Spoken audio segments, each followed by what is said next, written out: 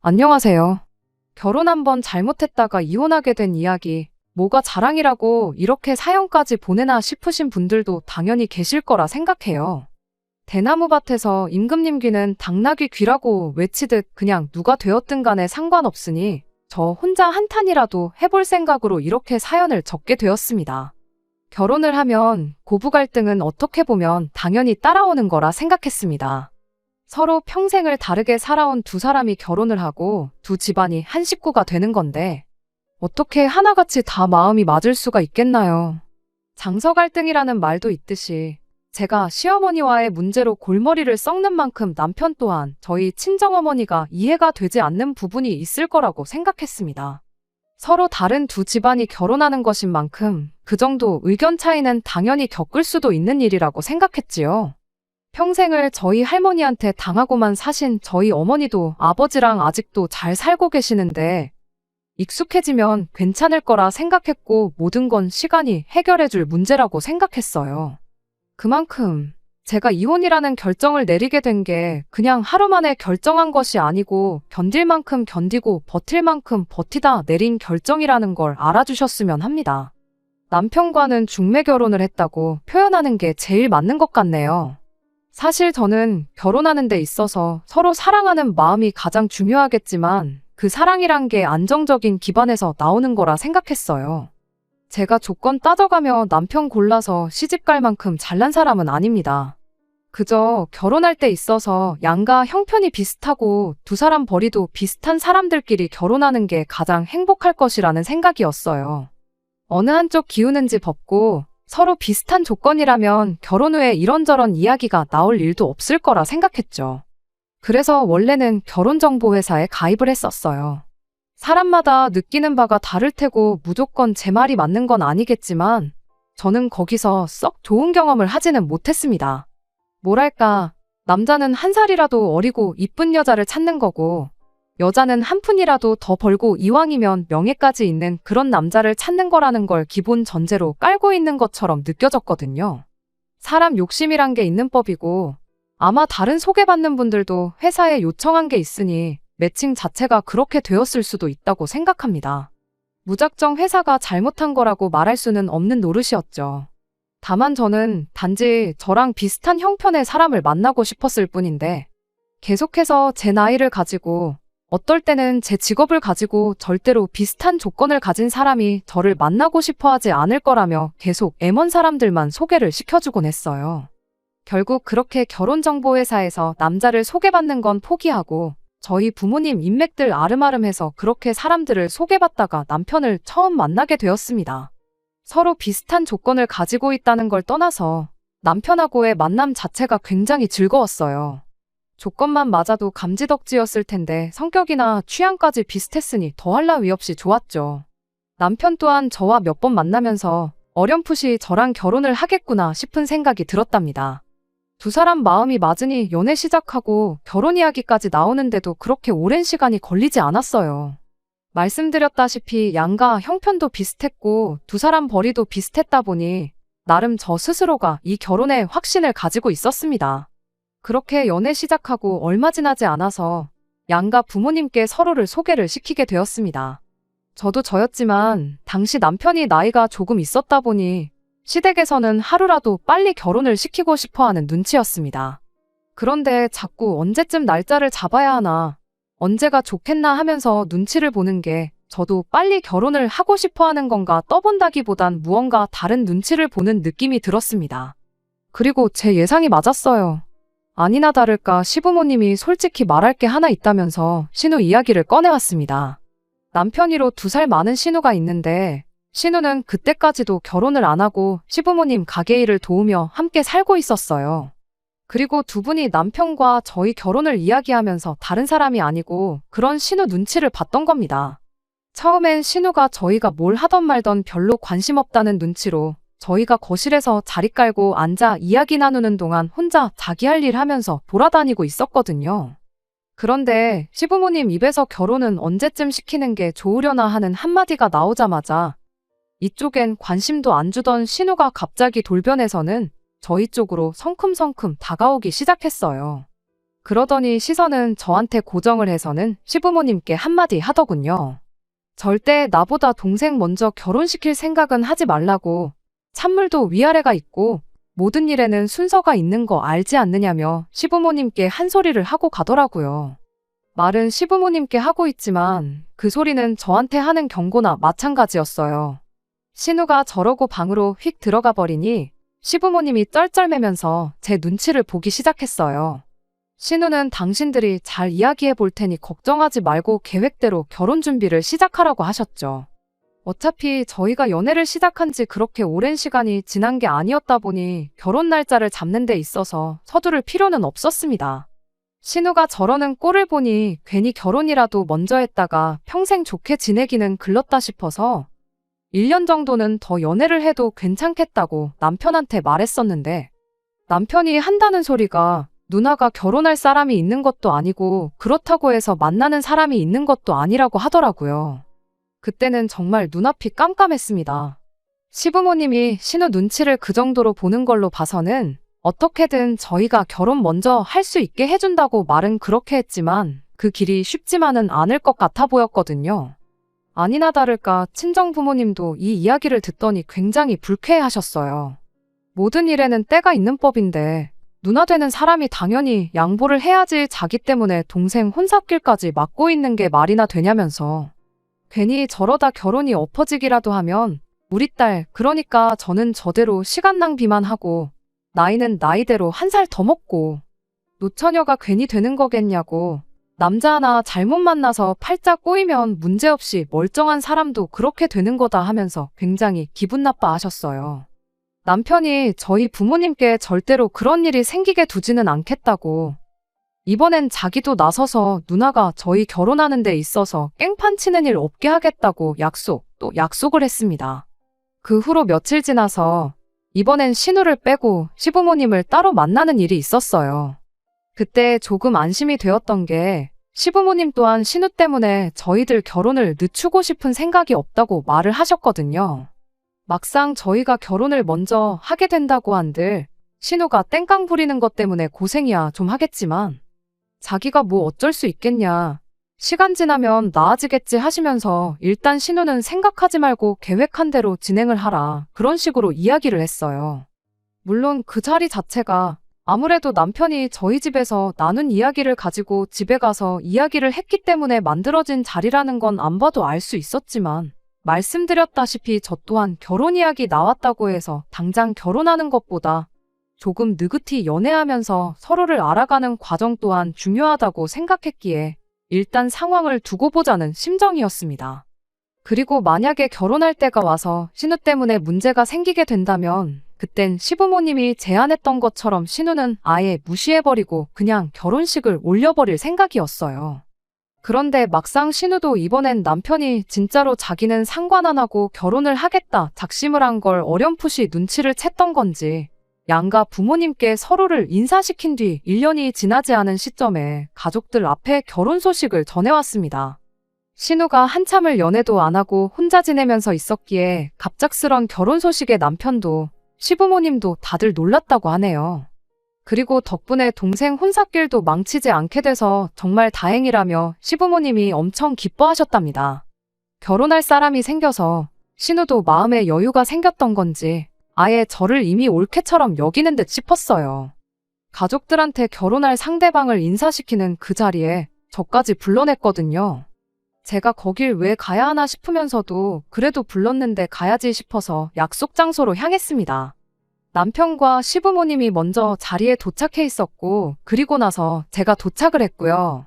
주인공인 신우가 결혼할 상대방을 데리고 가게 안으로 들어왔는데 저도 그랬겠지만 자리에 있던 모든 사람들 표정이 약간 얼이 빠진 모습이었습니다. 신우가 결혼 상대라고 데리고 온 사람이 외국인이었거든요. 키도 거의 190은 되어 보였고 덩치도 엄청 좋았어요. 연갈색 머리가 듬성듬성 섞인 금발에 수염까지 덥수룩한 게 약간 어딘가 군인 같다는 인상도 받았어요. 자신을 미국에서 왔다고 소개한 그 사람은 처음 한국에 원어민 강사 일을 하려고 들어왔다가 본격적으로 학원 사업을 하면 좋겠다 싶어 그렇게 한국에 눌러앉게 되었다며 자신을 소개했습니다. 어설프긴 하지만 의사소통이 문제없이 가능할 만큼 한국말에도 능통한 사람이었습니다. 약간 험상궂다고 표현해도 어색한 점 하나 없는 첫 인상이었지만 나름 한국말로 농담도 하면서 대화를 주도적으로 이끌어 나가려고 하는 게 인상과는 다르게 노력도 많이 하고 부침성도 좋은 사람이구나 싶었어요. 내심 시부모님도 신우가 혹시 어디서 개차반 같은 사람을 데려와서 결혼하겠다고 드는 건 줄 알고 걱정하셨던 것 같은데 데려온 상대가 금갈색 머리 외국인인 부분에 대해서는 조금 당황스러워 보이긴 했지만 몇 마디 나눠보고 이내 마음에 들어하는 듯한 눈치셨습니다. 외국인이지만 어느 정도 의사소통도 되고 학원 사업을 준비 중이라니 능력도 있는 사람처럼 보였을 테니까요. 그런데 이야기를 나누다 보니 결혼은 신우 혼자만의 생각이었다는 걸 알게 되었어요. 문화가 다른 만큼 생각하는 것도 다르긴 다르구나 싶었던 게 그 사람은 당장 결혼을 하겠다는 게 아니고 일단 신우랑 같이 동거를 할 생각이라는 말을 전해왔지요. 그건 좀 충격적이었네요. 결과적으로는 신우가 결혼식을 올리지 않는다는 소리나 마찬가지였는데 그 상황에 신우가 과연 동생보다 먼저 하겠다는 그 결혼 순서를 양보를 해주겠나 싶었거든요. 그날 자리가 거의 끝나갈 때까지 저와 남편의 결혼에 대해선 그 누구도 입을 열지 않았어요. 그런데 저는 그 자리에서 신우건 시부모님이건 확실한 대답을 듣고 싶었죠. 가만히 있었다간 그냥 흐지부지 넘어갈 것 같아서 저희들 결혼은 어떻게 되는 거냐고 제가 먼저 말을 꺼냈습니다. 시부모님 표정이 괜히 신우 심기를 건드릴 것까지 있느냐 하는 표정이었는데 예상외로 신우가 먼저 결혼식 순서가 뭐가 중요하겠냐며 이젠 그런 거 상관없다고 알아서 하라고 한마디 하고 말더라고요. 그래서 내친 김에 저희도 그럼 그렇게 알고 결혼식 날짜부터 잡겠다고 이야기하고 자리는 좋게 좋게 마무리가 되었지요. 애초에 온 가족이 신우 하나 때문에 쩔쩔매고 눈치를 보고 살고 있다는 게 문제였는데 그때까지만 해도 저는 그냥 신우 결혼 문제만 해결하면 저희들 결혼 생활에 아무런 문제가 없겠다고 생각했던 게 저의 오산이었습니다. 결혼은 둘이서만 하는 게 아니고 서로 다른 두 집안이 한 가족이 되는 거라는 걸 생각도 안 하고 있던 저의 어리석음이었죠. 아무튼 그 자리가 있은 뒤 몇 주 지나지 않아 신우가 시댁에서 나와 그 남자와 동거를 시작했어요. 그리고 저희는 그로부터 반년이 지나 결혼식을 올리게 되었고요. 우락부락한 생김새와는 다르게 부침성이 좋은 사람이라 이따금씩 저희 부부를 집으로 초대해 같이 시간도 보내고 그랬습니다. 까탈스러운 성격이라고 생각했던 신우도 마음에 여유가 생겨서 그런 건지 같이 시간 보낼 때만큼은 세상에 이렇게 착한 사람이 있나 싶을 정도로 저희를 챙겨줬어요. 그 사람이 말하기를 한국 음식은 좋아라 하는데 술, 그러니까 소주만큼은 아무리 마셔봐도 이게 무슨 맛인지 모르겠다며 항상 저희 올 때마다 한 병에 몇십만 원씩 하는 양주를 준비해서는 그걸 몇 병씩 마시고 그랬습니다. 남편이 술을 좀 좋아라 하던 편이다 보니 누나 덕분에 양주를 종류별로 다 먹어본다며 좋아했어요. 둘이 사는 집이 넓지는 않았지만 나름 아기자기하게 잘 꾸며놓고 살고 있었고 미국 문화인지 뭔지 모르지만 저희를 집에 초대할 때마다 저희 생각나서 샀다며 뭘 그렇게 뜬금없는 선물도 주고 그랬습니다. 그때는 마냥 그 사람이 사업을 준비 중이라 하더니 여유도 있고 씀씀이도 큰 편이구나 그렇게 생각을 하고 있었는데 사실은 그런 게 아니었습니다. 신우가 그렇게 동거를 시작한 지 1년 반, 저희 결혼 생활이 1년이 넘어가는 시점부터 해서 상상도 못한 사실들을 속속들이 알게 되었고 나중에 가서는 경악을 금치 못할 사태까지 터져버리게 되었거든요. 그렇게 긴 시간도 아닌데 세상 사이 좋아 보이던 신우와 그 남자가 시간이 흐르면서 점점 사이도 안 좋아지기 시작했던 게 문제였어요. 사실 저는 어느 정도 이런 날이 올 수도 있겠구나 예상은 하고 있었어요. 남자는 동거 이야기를 꺼냈는데 신우는 결혼을 생각하고 있었잖아요. 둘이 목표하는 바가 달랐다 보니 누가 먼저든 간에 언제쯤부터는 불협화음이 생기진 않을까 그런 생각이 들었거든요. 그런데 진짜 문제는 결혼과 동거에서 나오는 의견 차이 같은 사소한 게 아니었어요. 언젠가부터 두 사람이 저희를 집으로 초대하는 수가 부쩍 줄어들게 되었고 시간이 지남에 따라 만나기는커녕 아예 연락조차 자주 할 일이 없어졌습니다. 남편은 본격적으로 사업을 시작하려는가 보다고 바쁘니까 그럴 수도 있지 않냐며 대수롭지 않게 넘기는 눈치였는데 저는 내심 걱정이 되었어요. 아니나 다를까 하루는 난데없이 신우가 저희 집에 찾아온 날이 있었어요. 연락도 없이 초인종부터 누르는 게 왠지 느낌이 쎄하더라고요. 웬일로 연락도 없이 오셨느냐 물으니 신우가 지금 그 남자랑 싸워서 당장 갈 곳이 없어서 찾아온 거라고 하는 겁니다. 알고 보니 그 근래 들어서 둘이 다툼이 잦았었나 봐요. 신우는 끝까지 그 이유를 설명해주지 않았고 다만 당장 갈 곳이 없으니까 하루만 신세를 지겠다는 말뿐이었지요. 하루 정도는 신세 지는 거 문제는 아니지만 왜 더 가까운 시댁을 두고 우리 집을 찾아온 건가 싶었어요. 오갈 곳이 없다는데 나름의 이유가 있겠거니 싶어서 딱히 별다른 말을 하지는 않았습니다. 그렇다고 우리 집은 안 된다고 내쫓아버릴 수도 없는 노릇이었으니까요.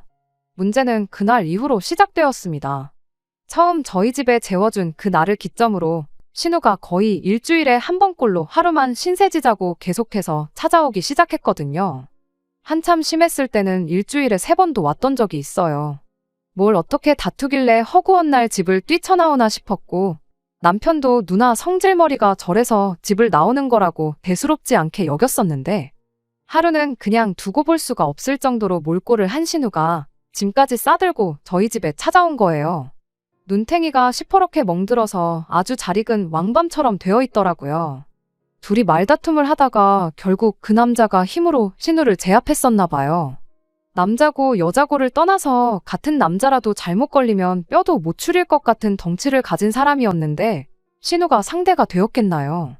신우 몰골을 보아하니 그간 신우랑 관계가 어쨌건 간에 걱정부터 되더라고요. 이거 경찰부터 불러야 되는 거 아니냐 했는데 신우가 호들갑 떨지 말라고 경찰 부를 정도의 일이었으면 자기가 진작에 불렀을 거라며 저를 딱 막아서더군요. 아니나 다를까 다음날 그 남자가 우리 집에 신우를 데리러 왔어요. 그 어설픈 한국어로 어눌하게 이것 참 미안하게 됐습니다 한마디 하는 게 왠지 모르게 빈정거리는 느낌이 들더라고요. 아무튼 그렇게 신우를 데려가는데 남편이 암만 자기 누나랑 사이가 안 좋았어도 그래도 가족이고 그래도 누난데 자기 누나를 저렇게 만든 그 인간이 마음에 안 들었나 봐요. 하지만 그렇다고 뭐 남편이라고 해서 상대가 되었겠나요? 남편을 2개는 합쳐놓아야지 그 사람 한 명분 될까 말까였는데 남편이 할 말은 많아 보였지만 누나가 괜찮다니까 그냥 참는 것 같더라고요. 저도 남편한테 아서라고 한마디 했어요. 여자도 저렇게 묵사발을 만들어 놓는 사람이 당신이라고 못 패겠냐고 일단은 가만히 있어 보라고 남편을 말렸어요. 둘이 부부는 아니지만 동거하면 뭐 부부나 다름없잖아요. 부부싸움은 칼로 물베기라고도 하고 그동안 저 또한 두 사람 문제에 제가 관여할 바는 아니라 생각했는데 막상 신우가 저런 꼴을 당한 걸 보니 그냥 넘어가서는 안 된다는 생각이었습니다. 그래서 아예 그 길로 남편을 데리고 시댁으로 찾아갔어요. 다른 건 몰라도 시부모님도 신우 상황이 어떤지 알고는 계셔야 할 것 같아서 말이죠. 그런데 알고 보니까 신우가 우리 집에만 찾아온 게 아니었던 거예요. 저희랑 연락이 조금 뜸해지기 시작했을 때쯤부터 이미 매일같이 다투는 일이 생겼고 그때는 저희 집이 아니라 시댁에 그렇게 들락거렸다는 거예요. 하도 자주 오니까 아버님이 그 남자한테 내 딸을 믿고 맡겼는데 어떻게 하루가 멀다 하고 집으로 도망 나오게 할 수 있냐며 뭐라고 잔소리를 하셨었나 봐요. 그런데 그 남자가 아주 얼굴이 도깨비 마냥 시뻘개져서는 시댁을 한번 뒤집어 놓을 뻔 했었다더라고요. 그래도 그 뒤로 따로 찾아오는 일 없어서 이제는 둘이 잘 지내는가 보다 싶었는데 저희 집에 들락거리는 줄은 상상도 못 하셨답니다. 제 생각엔 아마 신우 딴에는 저러다 그 남자가 시부모님한테 무슨 해코지라도 하겠다 싶어서 저희 집으로 도망오기 시작한 게 아닐까 싶어요. 아무튼 신우가 그렇게 다투는 걸 알고 계셨다면 혹시 무슨 일 때문에 저렇게 하루가 멀다 하고 싸우고 있는 건지 그 이유는 알고 계시냐 물었어요. 신우가 저희한테는 도무지 이야기를 안 해준다고요. 그랬더니 시부모님이 정말 충격적인 이야기를 꺼내오셨어요. 사실 그 남자가 사업을 알아본다고 했지만 땡전 한 푼 없는 사람이었답니다. 둘이 살고 있는 그 집도 당장 보증금 할 돈도 없어서 시부모님이 피땀 흘려 장사해서 모은 돈으로 얻어준 거고 거기에 신우가 직장이 없다고 했잖아요. 그런데 일을 안 하는 건 그 남자도 마찬가지였던 거죠. 둘이 일도 안 하는데 집이 해결되었다고 한들 생활비가 어디 있었겠나요? 결국 시부모님이 두 사람 생활비까지 대줬다는 겁니다. 그동안 우리한테 사줬던 쓰잘데기 없는 선물이며 저희 마시라고 선심 쓰듯 까줬던 양주며 밥까지 전부 다 알고 보니 시부모님 돈이었던 거예요. 문제는 두 사람 씀씀이가 워낙에 크다 보니 시부모님이 언제까지고 그렇게 해줄 수가 없었던 겁니다. 심지어 그때가 또 마침 코로나가 끝나갈 때쯤이었는데 코로나 겪는 동안 시부모님 장사도 많이 안 좋아지게 되었고 결국엔 그간 모아놓은 노후 자금까지 털어서 신우한테 퍼주고 있었던 거라네요. 그런데 이제 여유분까지 돈을 전부 써버리고 나니까 더 이상 두 분이 신우한테 계속 돈을 대줄 수가 없게 되었던 거죠. 두 분 노후 자금을 전부 다 쓰신 건 아니지만 여유분을 탕진하는데 고작 1년의 시간도 걸리지 않았던 겁니다. 아무튼 그렇게 생활비가 끊기게 되니 그 남자가 그것 때문에 뿔이 나서 신우한테 화풀이를 하기 시작했던 거였고 결국엔 그렇게 매번 생활비 문제로 다투다가 눈탱이가 밤탱이가 돼서 우리 집에 찾아오게 되었던 거예요. 신우가 눈이 시퍼렇게 돼서 우리 집에 짐 싸들고 도망 나오기까지 했다는 그 이야기를 전하니 시부모님도 엄청 충격을 먹은 듯 보였어요. 그런데 시부모님이 애초에 집에 데리고 온 첫날의 결혼 생각도 크게 없어 보였는데 그때 신우 동거를 못하게 반대를 했었어야 했었다고. 그런데 아무래도 니들이 마음에 걸려서 그냥 둘이 같이 살게 했는데 일이 이렇게 될 줄은 몰랐다며. 신우가 저런 인생을 살고 있는 걸 난데없이 저희한테 탓을 돌리기 시작하는 거 아니겠어요? 정말로 어이가 없었죠. 그래서 그렇게 말로만 후회를 할 게 아니고 그 사람은 빼놓더라도 일단 신우까지 같이 해서 한번 이야기를 제대로 해봐야 하는 거 아니겠냐고 현실적인 해결책을 제시를 했습니다. 그렇게 신우를 시댁으로 불러내서 온 가족이 이야기를 나누게 되었어요. 다들 하나같이 신우한테 무슨 좋은 꼴을 보겠다고 눈탱이가 밤탱이가 되면서까지 같이 살고 있냐고 그냥 결혼 안 한 거 천만다행으로 알고 그 인간하고 헤어지라고 이야기했는데 신우도 참 제정신이 아니었어요. 그 남자를 너무 사랑해서 포기를 못하는 것도 아니고 결과적으로는 그럼 나는 다시 이 지긋지긋한 집에 들어와서 엄마 밑에서 살아야 되는 거 아니냐고 그러긴 싫다고. 그냥 엄마 아빠가 돈만 제때 보내주면 없었을 일이라면서 자기 인생 망칠 생각 마시고 돈이나 보내달라는 말도 안 되는 소리를 하더라고요. 제 귀에는 그게 스스로 일해서 벌어먹고 살 생각 없고 평생 부모님이 피땀 흘려 모아놓은 돈으로 빌어먹고 살 생각밖에 없다는 소리로밖에 들리지가 않았습니다. 그런데 또 생각해보니 그런 이유라면 나도 더 이상 신우 인생에 관여하고 싶지가 않더라고요. 저는 한 가족으로서 진심으로 신우를 걱정해준 건데 신우는 그냥 부모 돈으로 편하게 먹고 살고 싶다는 소리를 하고 있으니 말이에요. 그래서 한마디 했죠. 그런 이유라면 둘이 싸우고 나서 우리 집에 올 생각하지 말라고 했어요. 말이 끝나기 무섭게 그날까지 우리한테 친한 척하던 신우도 마음이 상한 건지 저희 결혼 전에 알고 있던 원래의 신우 모습으로 돌아가더라고요. 있는 대로 성질을 부리면서 더럽고 치사해서 내가 너네 집 가나봐라 씩씩거렸는데 막상 그 이야기 나누고 며칠 지나지 않아서 또 저희 집 초인종을 누르곤 하루만 신세 좀 지겠다고 찾아오더군요. 저 또한 했던 말도 있고 그러니 진짜 우리 집에 들일 생각일랑 없었는데 남편이 그래도 이런 엄동설안에 어떻게 누나한테 노숙을 하라고 할 수도 없는 노릇 아니냐며 기어이 문을 열어주더라고요. 그래서 신우한테 염치 좀 챙기라는 식으로 한마디 꺼냈는데 신우도 그때 와서는 시부모님이랑 똑같은 말을 하더군요. 니들 때문에 남자 하나 잘못 만나서 내 인생이 꼬였다니 어쩌니 하면서요. 아니 누가 결혼하라고 동거하라고 등 떠밀었냐. 어차피 형님이 그 남자랑 동거 안 했어도 형님 무시하고 우리끼리 알아서 결혼식 올릴 생각이었다고요. 그렇게 신우랑 언성을 높이고 있으니 남편도 눈치를 챙긴 건지 거기선 그걸 우리 탓을 하면 어떡하냐고 하면서 제 편을 들어주긴 하더라고요. 제가 신우한테 어떻게든 부모님 돈으로 편하게 먹고 살 생각은 그만하고 그 사람하고 정리하고 직장을 구하라고 이미 보증금 들어가 있는데 시댁으로 돌아갈 필요도 없는 거 아니냐. 당장 생활비는 더 나가겠지만 형님이 직장 구해서 그 남자랑 헤어지기만 하면 끝나는 문제다. 다시 한번 강하게 제 생각을 이야기해줬더니 신우는 제 말을 들을 생각은 안 하고 기어이 울음을 터뜨리더라고요. 아니, 지금 답답해서 울고 싶은 사람이 누군데 왜 우리 앞에서 약한 척 질질 짜고 자빠졌냐고 한마디 하려고 했는데 남편이 누나 눈물을 보더니 마음이 약해졌나 봐요. 그 길로 지 누나한테 달려가선 울긴 왜 우냐며 누나를 달래주더라고요. 그러더니 결국 나한테 너무하다고 누나가 그래도 의지할 곳이 우리밖에 없어서 찾아온 건데 그렇게 매정하게 굴 필요가 있냐며 뭐라고 할 게 아니라 우리가 방법을 찾아보자며 누나 편을 드는 거예요. 그리고 나서 남편이 신우를 방에 데리고 가서는 둘이 이러쿵저러쿵 무슨 이야기를 나누더라고요.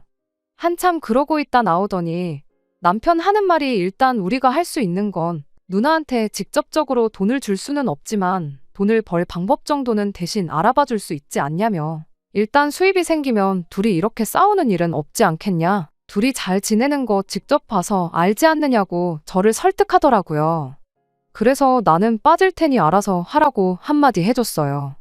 며칠 지나서 남편이 이래저래 해서 어떻게 과외자리를 알아왔나 보더라고요. 전단지 만들어다 여기저기 붙이고 당근에도 올리고 하면서요. 당장 누나도 그렇고 그 사람도 그렇고 직장 구해서 일할 생각은 없어 보이지만 과외자리면 하루 한두 시간 짬만 내면 되는 거니 문제 없을 거라고. 그리고 원어민이니만큼 페이도 세서 조금만 해도 웬만한 사람들 월급만큼은 벌겠다고 하면서 최대한 이런 식으로라도 도와주자는 소리를 하더라고요. 생각보다 남편의 아이디어가 먹히긴 했어요. 아무래도 원어민 직접 과외를 원하는 집이 많다 보니 연락이 엄청 많이 오더라고요.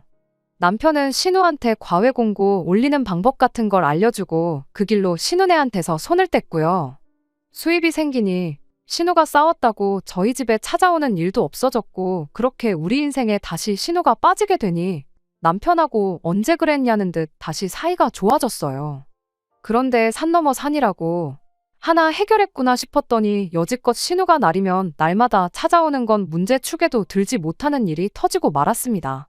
아무튼 신우랑 그 남자가 다시 평화롭게 된 데에는 남편 공이 컸지만 저랑은 앙금이 남아있었다 보니 둘이 다시 사이가 좋아졌더라도 예전처럼 저희를 집에 초대하거나 같이 시간을 보내거나 하지는 않았습니다. 그래도 둘이 사이는 정말 좋아졌던 건지 그렇게 된 지 몇 달 지나지 않아서 신우가 임신을 했다는 소식을 듣게 되었어요. 경사였죠. 시부모님도 이젠 아이가 생겼으니 그 남자도 동거를 끝내고 결혼을 하자고 들지 않겠나 나름 그런 기대를 하셨나 봐요. 그 이후로는 신우네가 다시 저희한테도 연락을 하기 시작했어요. 뭐 보나마나 조카 생겼으니 뭐라도 하나 받아내고자 연락을 했던 걸 테지만 저도 제 나름대로 신우가 안정이 되는 편이 제 인생에 도움이 되면 되는 상황이었으니 그 상황을 애써 반겨보려고 노력했습니다. 신우가 임신 6개월이 지났을 때는 실제로 두 사람 사이에 결혼 이야기가 오가기 시작했습니다. 신우가 배가 너무 부른 상태에서는 결혼식을 올리고 싶지 않다며 아이 태어나고 나서 몸매 관리 좀 받은 다음에 그때 가서 결혼식을 올리는 쪽으로 이야기가 되었던 것 같아요. 그래서 뭐 저희는 웨딩 사진을 어디서 했니? 스드메 정보는 어디서 얻었니? 그런 심심한 이야기를 한참 신우랑 주고받고 있었는데 신우 아이 태어나기 2달 전 경악을 금치 못할 사건이 터져버리고 말아버렸습니다. 신우가 이게 무슨 일이냐고 펑펑 울면서 저희 집이고 시댁이고 전화를 돌린 거예요. 자고 일어나니까 제임스가 온데간데 없다면서 이게 무슨 일이냐고 아주 난리가 났던 거죠.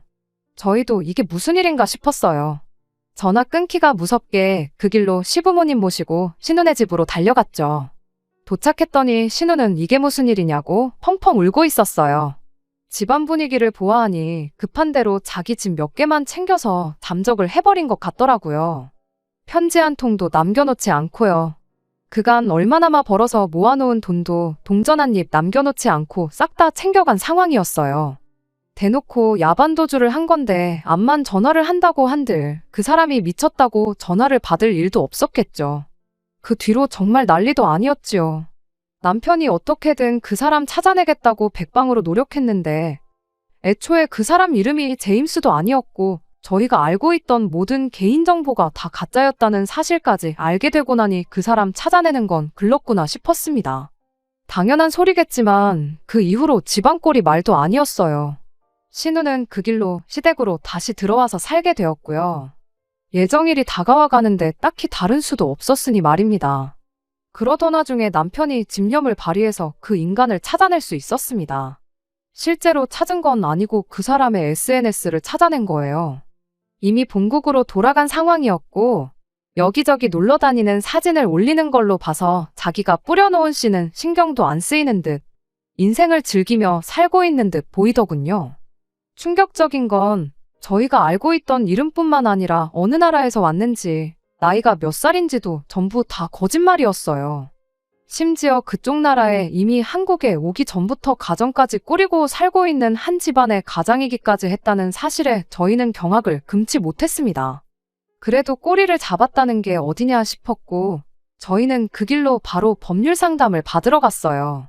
소송도 가능하고 양육 비청구도 가능하다는 답변을 받았는데 문제는 그 과정 자체가 상당히 힘든 길이 되겠다는 이야기였습니다. 양육비 역시 안 주면 받아낼 방법이 없다는 식이었는데 이제 다 해결했구나 싶었는데 그 희망마저 산산조각이 나버리고 말았어요. 그래도 저희는 신우를 위해서 할 수 있는 최선을 다했다고 생각했는데 그게 아니었어요. 그 남자를 인터넷으로 찾아낸 얼마 뒤 저는 남편과 이혼을 결심하게 되었습니다. 하루는 시어머니가 저희를 불러내서 시댁에 찾아갔어요. 신우도 나라 잃은 표정을 하고 옆에 같이 앉아 있었죠. 신우 몰골을 보니 그간 맘고생이 얼마나 심했는지 단번에 알 수 있었어요. 참 딱해 보였죠. 그런데 그런 안쓰러운 마음도 잠시 시어머니가 저희한테 기니 할 말이 있어서 오늘 자리를 만든 거라는 말로 이야기를 시작했을 때 오늘 이 자리에 우리를 부른 게 절대로 좋은 일로 부른 건 아니겠구나 하고 대충 감이 오긴 했는데 이어진 시어머니가 난데없이 정말 제 상식을 뛰어넘는 말도 안 되는 요구를 해왔습니다. 곧 태어날 신우 아이를 저희가 맡아서 키우면 어떻겠냐고요. 당신이 알아봤는데 어떻게 조금 수만 쓴다면 조산원 같은 데서 아이를 출산하고 출생신고를 저희들 이름으로 할 수 있다더랍니다. 신우가 그 자식하고 결혼한 사이가 아닌 게 천만다행이지 않냐며 서류상으로 아무 문제가 없는 상황이니 저희가 태어날 신우 아이만 거둬주기만 하면 신우는 아무 걱정 없이 새 출발을 할 수 있다는 거예요. 가족 좋은 게 다 뭐냐시며 힘들 때 서로 도와주는 게 진짜 가족이 아니겠냐 하시는데 그렇게까지 말하는 거 보니 시어머니가 그냥 하는 말이 아니라 진심으로 하는 말이구나 싶더라고요. 당연히 저는 싫다고 했어요. 무슨 그런 말도 안 되는 부탁을 아무렇지도 않게 하시냐고요. 그랬더니 옆에서 가만히 있던 신우가 입에 거품을 물고는 그게 무슨 말도 안 되는 부탁이냐며 따지고 보면 니들 때문에 이렇게 된 거라고 이 상황을 저희 탓으로 몰고 가기 시작했습니다. 그래서 신우가 말 꺼내기 전에 제가 한마디 했죠. 저희 때문에 억지로 등 떠밀려서 그 사람하고 동거를 시작했다는 소리는 꺼내지도 말라고요. 전에도 말했듯이 형님이 그 인간 안 만났어도 우리는 형님 사정 볼 것도 없이 그냥 결혼할 생각이었다고 딱 잘라서 말해줬습니다. 그랬더니 이번엔 가만뒀으면 그 인간하고 헤어졌을 건데 니들이 오지랖 부려서 일자리도 구해주고 그러는 바람에 다시 사이가 좋아져서 아이가 생긴 거 아니겠냐며 그거에 대한 책임을 지라는 말도 안 되는 주장을 펼치더라고요. 시어머니의 말도 안 되는 부탁도 이 모든 상황을 저희 탓으로 몰고 있는 신우의 억지도 어이없었지만 그 와중에 제일 어이가 없던 건 바로 남편의 반응이었습니다. 절대로 신우 애를 키울 수 없다는 제 말에 힘을 보태주기는커녕 옆에 앉아서 저한테 소곤거리길 죽은 사람 소원도 들어준다는데 죽고 나서 들어줘봐야 그게 다 무슨 소용이겠냐고 살아있을 때 도와주는 게 맞는 거 아니냐며 불쌍한 우리 누나 인생 구제해주는 셈 치고 아이를 우리가 키워주는 게 어떻겠냐고 저를 설득하려 들던 남편의 반응이었습니다. 별것도 아닌 일에 제 편을 들어주면 뭐해요.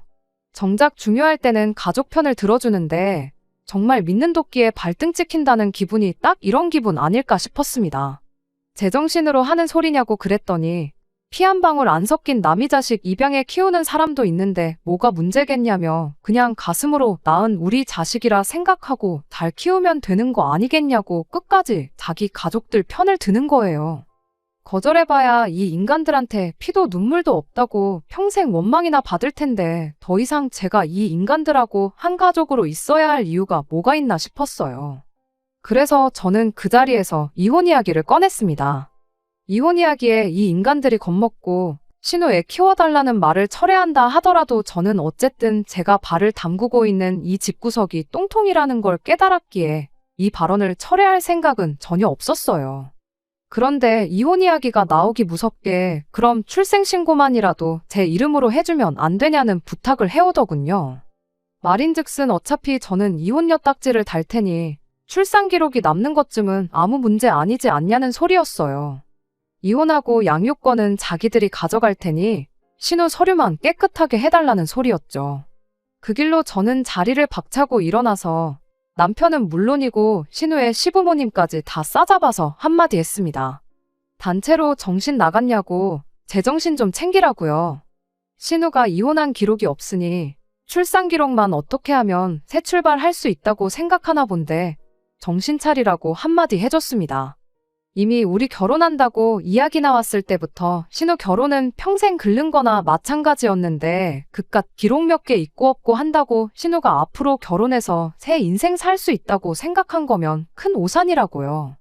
그거 아니었어도 평생 혼자 살았을 인생이니 적어도 평생 혼자 외롭지 않게 지금부터 정신 차리고 애나 똑바로 키우라고 한마디 해주고 남편도 그렇게 누나애를 키워주고 싶으면 나랑 이혼하고 누나랑 합가해서 네 조카 아빠 노릇이나 실컷 해주라 한마디 해주고 그렇게 그 집구석을 뛰쳐나왔네요. 그날 이후로 남편이 자기가 잘못 생각했다며 이혼만은 말아달라고 싹싹 빌기 시작했지만 앞으로 신우에 태어나면 펼쳐질 제 인생이 눈앞에 선해서 그렇게 못하겠다고 협의 이혼 해주기 싫으면 몇 년이 걸리더라도 진흙탕 싸움을 하는 한이 있어도 꼭 이혼하게 만들어줄 테니 그렇게 알라 말해주고 저는 그 길로 짐 싸서 친정으로 향했습니다. 남편과 이혼을 진행하는 과정에서 신우의 아이가 태어났고 순리대로 신우 아이는 신우호적으로 올라갔어요. 그렇게 되니 적어도 아들까지 이혼남을 만들기 싫었는지 시부모님이 저희 친정집까지 찾아와 저는 물론이고 저희 부모님한테까지 다시 한번 생각해달라 싹싹 빌었지만 이미 질릴 대로 질린 집구석에 남아있는 정이라고는 눈꼽만치도 없었고 그 길로 그렇게 이혼을 하게 되었습니다. 정작 누나를 위해 아빠가 되어주겠다고 자처하던 남편은 막상 신우네 애가 태어나니 가족들은 나 몰라라 하고 혼자 지내기 시작했어요. 그 꼴을 보니 정말 제가 잘못된 선택을 내려 신우 아이를 데려다 키우겠다 했어도 달라지는 건 없었겠구나 싶고 이 사람과 진짜 내 아이를 만들지 않은 게 정말 천만 다행이구나 싶었습니다. 신우는 내 인생 망했다고 아이 태어나자마자 방문 걸어 잠그고 은둔 생활을 시작했어요. 결국 애는 시부모님이 맡아서 키우게 되었고요. 정신 못 차린 딸 하나도 버거울 텐데 갓난아이까지 키우게 되었으니 시부모님 노후의 고생길이 안 봐도 눈에 선하네요. 다른 건 몰라도 쓸데없는 정에 휩쓸리지 않고 빠르게 이혼을 결심한 제 선택이 정말 잘했다는 생각뿐이고 결국 이혼녀가 되긴 했지만 저야말로 제게 찾아온 두 번째 기회를 날려먹지 않게 항상 최선을 다해서 살아야겠다는 생각뿐입니다. 끝까지 들어주셔서 감사합니다. 오늘의 사연은 여기까지입니다. 구독과 좋아요, 알람 설정 부탁드리고 더 좋은 사연으로 다시 찾아뵙겠습니다. 감사합니다.